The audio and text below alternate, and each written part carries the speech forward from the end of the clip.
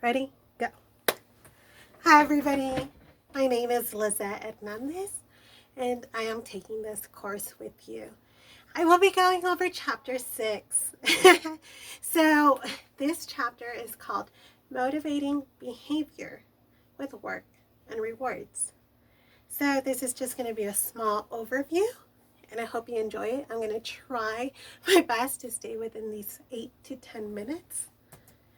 All right, so the first thing I'm going to talk about is your job performance in organizations. A lot of our performance is based on our own needs, our personal needs. And if you've ever heard of Maslow's hierarchy of needs, sometimes we want to feel loved, we want to feel a sense of belonging, and we look for all those needs at work, in our environment. Okay, and sometimes if your manager appraises you and says, "This was a great job," you feel some sense of belonging, like you are part of our team. Okay, process-based needs or perspectives on motivation is you completed the task, you felt that you've accomplished that goal. Okay, so it's through a process, you completed the steps. Moving on to the next slide is job design. And in organizations, job design is a method that is used in many organizations to enhance your performance, and it is really your job structure. And if there's no structure, it's very difficult to work in some job environments. And I know that some of you know what I'm talking about because it's not always easy working in some places.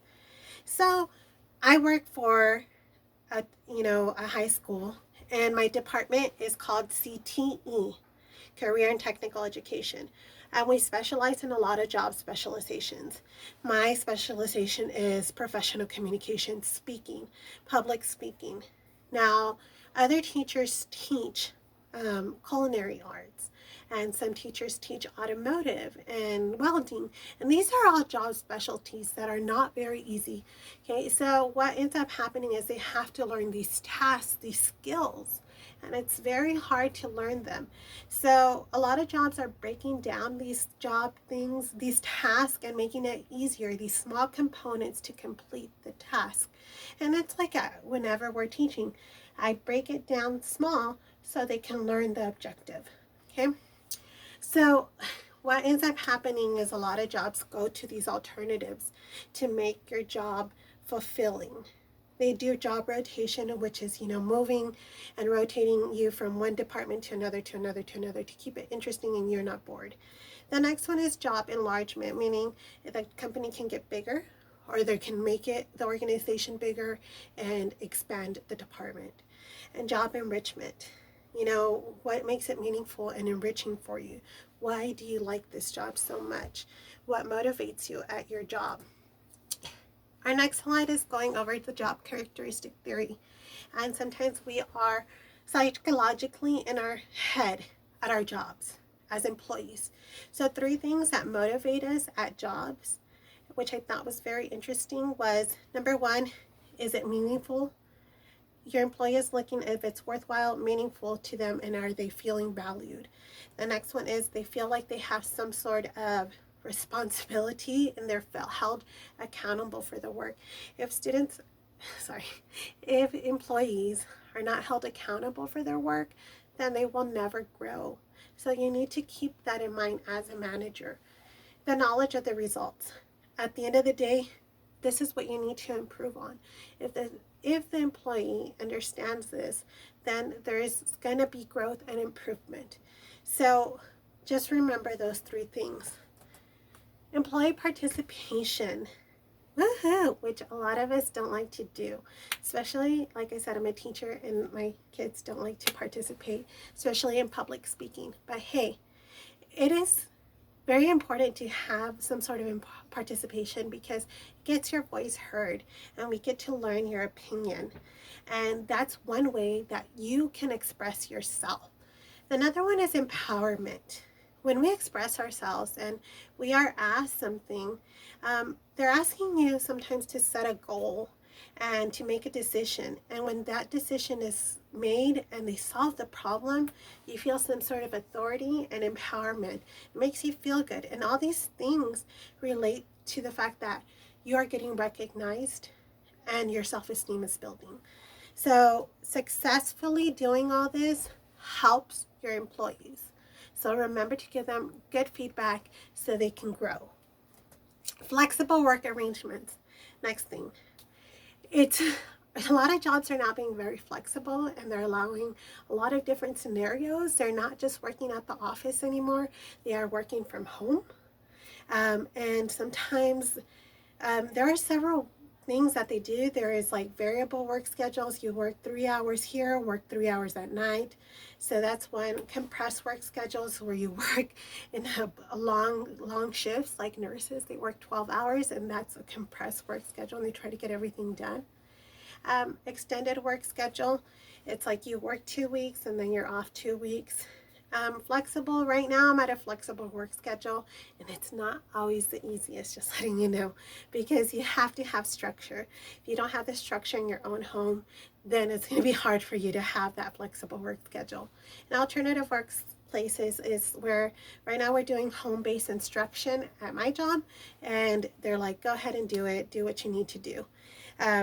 But make sure you do all your calls, answer all your emails, and so on and so forth. All right, so remember to always set your goals, because goals are very important. If you don't meet those goals, you're not going to be motivated. It's like if you say, I want to run a 5K, you're going to have to, train to get to that goal, right? So make sure to provide meaningful framework. Like, I'm going to start off small to reach this goal. All right. Some goals are not very easy, so they're difficult and they might challenge you, and some are not specific enough. So that's where you need to be clear with your employee, like, I need you to make sure you do this, and accept that. The employee needs to accept that they did or did not accomplish the goal. Okay. And as an employee, you got to also be committed. And as a manager, you got to be committed too, that you are also checking in on your employees. Performance management. How are you being evaluated at work? Okay, are you being evaluated at all, or you're not? Okay, so 3 issues that are very important is who is going to evaluate you, who's your appraiser, your supervisor, how often do they do it, and how is it measured? By what methods are they using it? So moving on to the next thing is individual rewards and organizations. We all want to be motivated by something, and usually it's if we are rewarded with something, an incentive, we're going to do the job. So 5 types of awards are base pay, incentive systems, okay? And a good example for an incentive system was when I worked at the movie theater when I was 16. We would get free movie passes, 2 every day. So if you weren't working that day, you could go and watch a movie with your friend, because y'all would go in free. So that was a very fun incentive. Indirect compensation, prerequisites like using a company car and getting an award and getting recognized. And a lot of the time we just want to be recognized. A lot of our employees want to do that. So my last thing that I want to ask you for our discussion is, how are you measured at work? Like, how are you evaluated? For me, it's called T-test. As a teacher, I get evaluated that way at your current job. Okay, I want to know, what is it, the method that they're using, and how often do they evaluate you? Do you get a reward? Do you get any kind of incentive at your job? And what is your motivation at your job? What keeps you happy and fulfilled? Okay, for me, it's reaching out to all my students and making sure that they understand how important communication is. And again, I set an objective and a goal for myself.